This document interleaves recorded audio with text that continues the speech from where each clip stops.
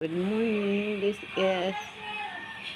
Ah, this is a hanging plant which was rescued by me. It was struggling, but now, wow, thank you, Jesus. Ang ganda ng mga flowers.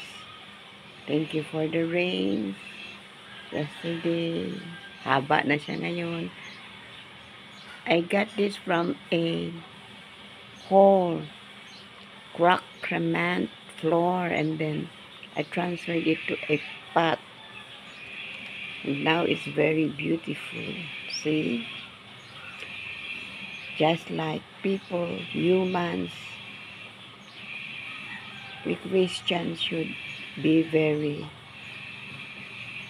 kind to rescue struggling people and put them to Jesus.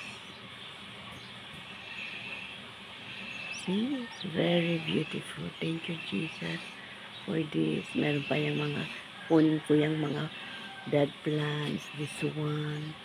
This is not very good. See? That one, inayan natin ng ano yan. Caterpillar or grasshopper. Thank you, Jesus.